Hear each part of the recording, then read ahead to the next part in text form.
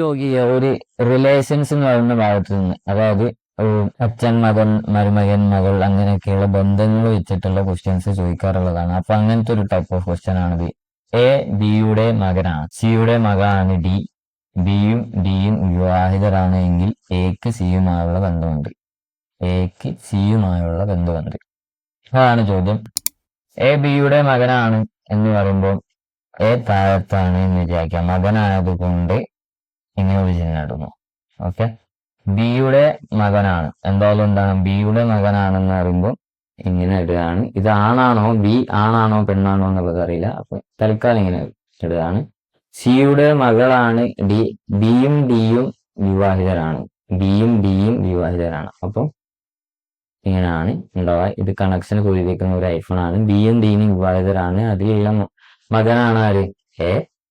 ആ ഒരു സെന്റൻസ് ഫുള്ളായി. പിന്നെന്താണ് സിയുടെ മകളാണ് ഡി, സിയുടെ മകളാണ് ഡി. ഇതപ്പം മകളാണെന്നുള്ളത് ഉറപ്പായി. മകളാണ് എന്നുള്ളതുകൊണ്ട് ഇതിനെ കുരിശ് അടയാളപ്പെടുത്താണ്, വേറൊന്നും കൊണ്ടല്ല, ആകുമ്പോൾ മനസ്സിലാക്കാണ്, അല്ലാണ്ട് കുരിശായിട്ടല്ല. അപ്പം സിയുടെ മകളാണ് ഡി. അപ്പൊ സി മോഡിലുണ്ടാവും. ഇവരയിലുണ്ടായ കൂടെ വേറെ ആരോ ഉണ്ട്, അത് ആരാന്നുള്ളതിൽ ഇല്ല, അതിന്റെ ആവശ്യമില്ല.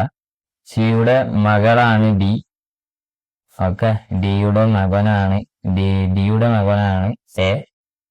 ഓക്കെ. അപ്പൊ ഇങ്ങനെയാണ് ഈ ഒരു ചോദ്യത്തിന്റെ ഒരു പിക്ചർ ഉണ്ടാവുക.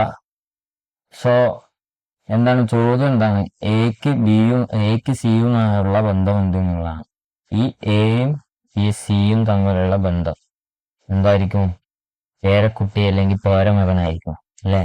പേരമകൻ അല്ലെങ്കിൽ ഗ്രാൻഡ് സൺ എന്നൊക്കെ പറയും, ഗ്രാൻഡ് സൺ. ഓക്കെ. ഇതായിരിക്കും, അല്ലെങ്കിൽ അതാണ് ഇവർ തമ്മിലുള്ള ബന്ധം.